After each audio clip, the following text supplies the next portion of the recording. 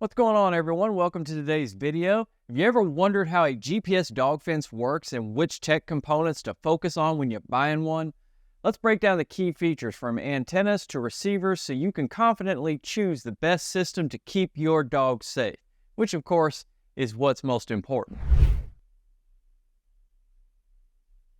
Network of satellites that provides global positioning, navigation, and timing, PNT, services. Commonly referred to as GPS, powers most GPS dog fences by providing location-based services like containment and tracking. The accuracy, speed, and reliability of these systems depend on the strength of the GPS technology used. Environments like urban areas, forests, heavy tree canopies, open fields impact how well the fence works, so choosing the right system is crucial. A key point is GPS technology ensures that your dog is contained within the boundaries you set, no matter where you are. But what really matters is how good that GPS technology is inside the collar that you decide to purchase. So there's more than one type of GPS antenna. Number one is a passive antenna. It's suitable for open spaces, but it struggles in weak signal areas like dense forests. Active antennas amplify weak signals, making them more reliable in challenging environments. There are also different types of antenna feeds, like the single feed antenna, which captures one frequency, L1, is simpler and cheaper, but it's also more prone to interference. Then there's the dual feed antenna, which captures two frequencies, L1 and L5. Provides a higher signal quality, reduced interference in complex terrains as well. So, a single feed antenna is similar to standard headphones that pick up all kinds of sounds, including background noise, which affects clarity. In GPS terms, this noise refers to cross-polarized signals that interfere with pinpointing location. Single feed antennas are simpler and cheaper to make, but this affordability comes at a cost of reduced accuracy. On the other hand, a dual feed antenna, like the one SpotOn uses, works more like a high-quality noise-canceling headphone. It captures both linear signals and combines them into a circular, right-handed polarized signal, matching the signals from GPS satellites and filtering out cross-polarized interference. This design allows for more precise location tracking, even in areas with obstacles like trees and buildings. Halo's antenna includes an amplifier to boost signal strength, but since it's single feed, it lacks filtering ability to handle weaker signals as effectively. Did you get all that, and did it make sense?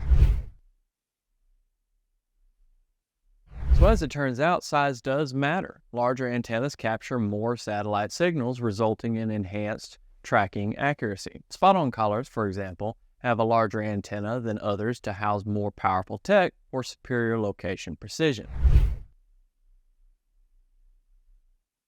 But it doesn't just stop there either. Now you got to get into GPS receivers. And there's a single band receivers, which are commonly found in fitness trackers like a Garmin watch. They're less accurate, slower to lock on signals. Then there's the dual band receivers. They provide faster and more accurate tracking.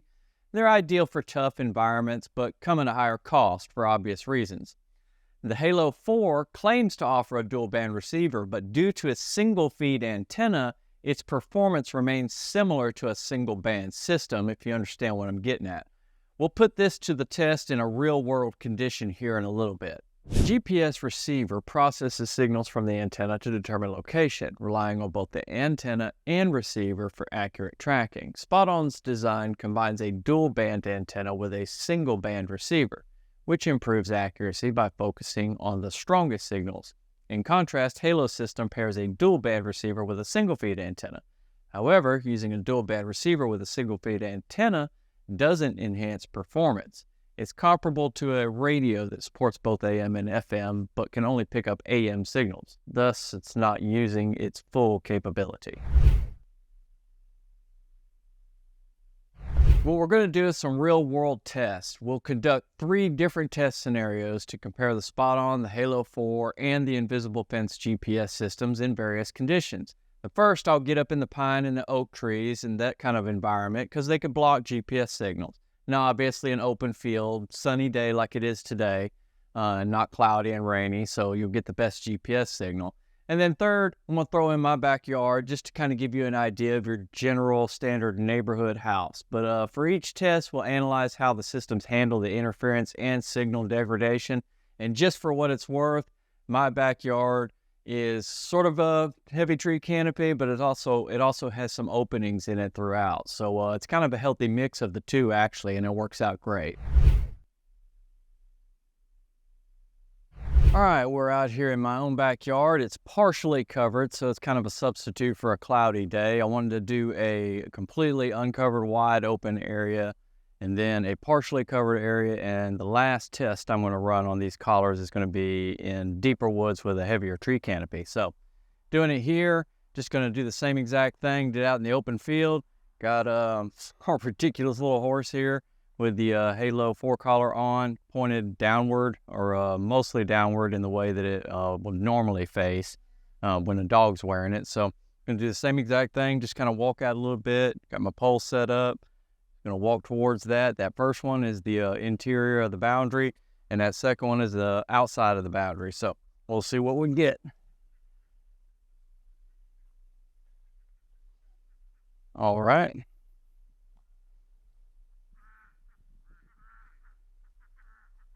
Here's our first boundary.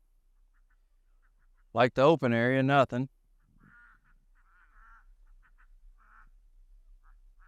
This is the very inside of the boundary, and like the open area, still nothing.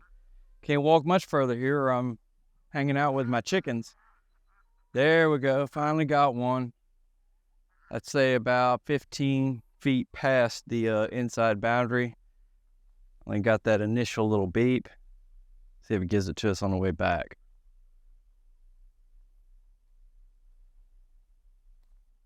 Nope, but I'll walk it again just to be sure and see if we're getting to exactly the same spot this time.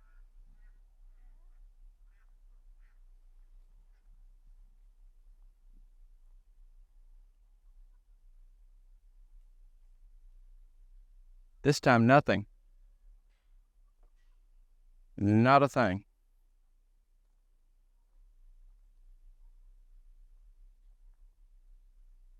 And nothing on the way back either. Not very dependable for the Halo 4, especially considering all of the new features that it has. Well, I'm well inside the fence boundary now. All right, here we go again, this time with a SpotOn. And like I said earlier, the SpotOn is designed so the heavy part is forward, and it takes the receiver and rotates it around to the back side of the dog's neck, so it has more of a direct line of sight. I can't get my words right today.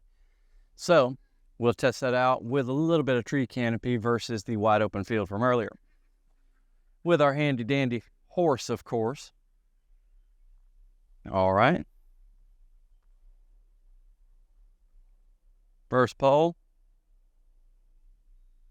Collar is going off. That's our little warning sound. Now we're getting the vibration. Absolutely accurate. Back to the beep. And off again. So far, so good with the SpotOn. All right, now moving on to the invisible GPS fence. This thing, I have tested it in the past, done a review on it, and so forth and so on. Feel free to go back and check that out. But it has a history of not being very up-to-date under tree canopies. It's a little sluggish, and nothing about this little test here running the same pretty much path that I just did with the Halo 4. And none of this test here really convinced me that anything is much different. Now, that's not to say that it is useless. It does update. It's just, it's clunky. As you can see, it's got my blue marker, which is me. I'm walking around, and I'm not in line with the logo representing the collar, even though the collar is on my shoulder. Carrying the phone with me, obviously. And it doesn't update that, and it takes it quite a little while to shift positions. When it does, it's not always the most accurate in the world. I would say if you lost your dog with the invisible fence GPS collar on, you should be able to find them. It's just going to be a little bit clunky and a little bit irritating. And obviously, when you're in a situation like that, those feelings will probably be exacerbated to a much higher degree. So I'm sitting out here preparing to do the first open field test with the Halo 4, and I have my daughter's horse here. And before you think that I'm completely crazy, I've got the Halo collar on the horse.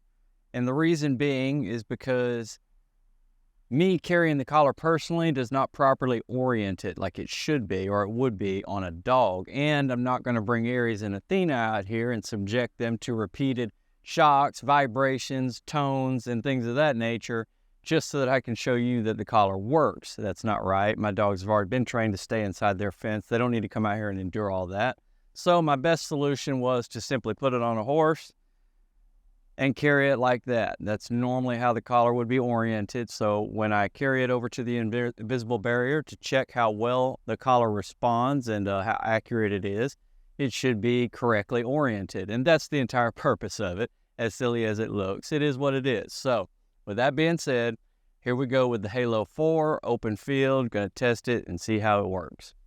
Now, I don't know if you can see it or not, but I got a little pole set up over there. That is the edge of my invisible barrier. I'm going to walk a little horse guy over here with the collar on over to that area. I've got a mic on, so it should hear the collar go off, should hear it vibrate, all that good stuff. So let's go ahead and check it out. We'll walk it out flat like this and then just do kind of a square or 90-degree angle.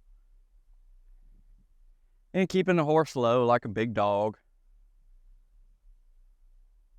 Now I've crossed by the barrier. And thus far I've got absolutely nothing. I don't know how long I can actually go before I lose signal here with the Bluetooth microphone. Now I'm standing approximately 30 feet past the pole here and absolutely nothing from the collar. It is turned on, it is activated. Walk it back. Oh, well now it goes off. I don't know if you can hear it.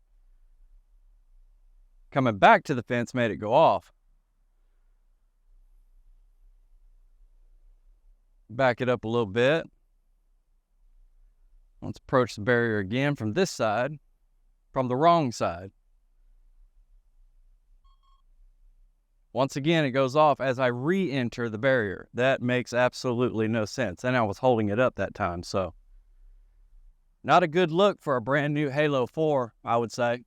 All right, now I'm going to run the same exact test with the SpotOn. The only difference here is the SpotOn's design, like similar to the Halo, its heavy parts are on the bottom, so gravity naturally carries them down, but the SpotOn keeps its antenna on the back here, and which makes total sense when you consider how gravity works, and it's going to pull the collar around and it's going to put the antenna on top.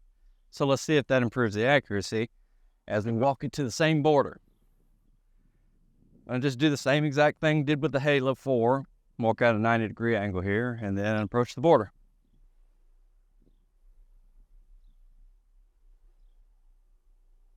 All right, we're past it. And I'm getting vibrations from the collar, consistent and constant. I don't know if you can hear it.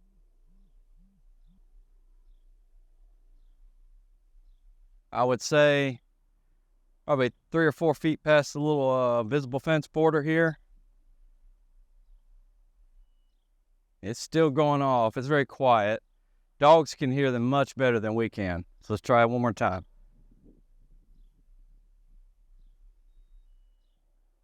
All right, it started beeping about a foot before the line here, so.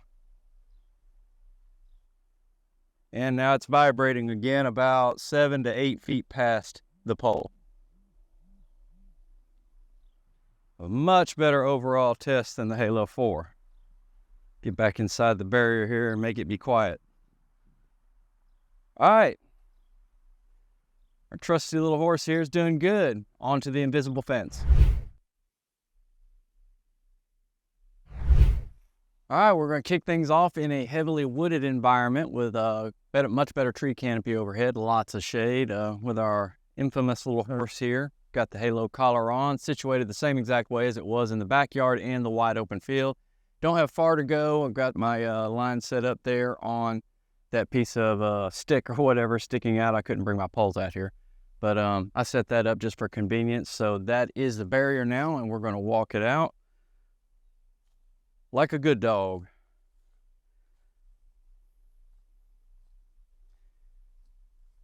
There's a line. Keep walking it. Know how far I can go before I lose Bluetooth for my mic. Okay, finally got a signal there. Hopefully you heard it. I'm about 35 feet past the invisible fence I marked. Gone about as far into the woods now as I can go, about 40 feet.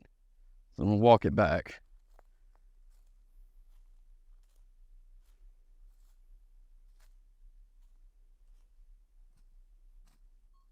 All right, I'm getting the signal coming back about 10 feet from the stick. It did not go off 10 feet after the stick. Getting another marker. So, with wide open sky and heavily wooded areas, the Halo 4 likes to go off when you're coming back, not necessarily when you're heading out. All right, here we go once again, this time with the SpotOn. So far, the SpotOn has performed very accurately and remarkably well, so hopefully it continues to do so. The invisible barrier is set up in the same position, so let's walk it out and see what we get.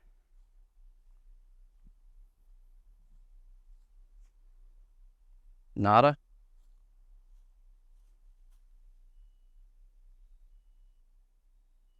Hopefully you can hear that. That's probably 6-7 feet past the barrier there.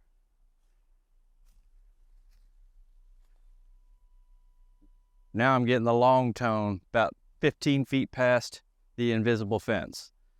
So a little more off in the woods, but not too bad, especially compared to the Halo 4 and the invisible fence, which doesn't even want to function today.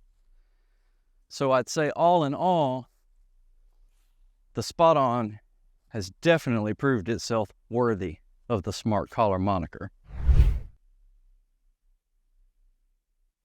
All right, now let's do a performance breakdown. The invisible fence and SpotOn utilize single band antennas, while the Halo 4 utilizes a dual band antenna. As far as antenna types, the invisible fence is a passive antenna, which is to say it's a device that receives and transmits radio frequency, RF, signals without the need for an external power source. Both the Halo 4 and SpotOn have active antennas, which contain active electronic components such as transistors to boost the signal received. The SpotOn is the only one of the three that actually utilizes a dual feed, while the other two are single feeds. The single precision measurements are high with the SpotOn, from what I detected, medium with the Halo 4, and low with the invisible fence.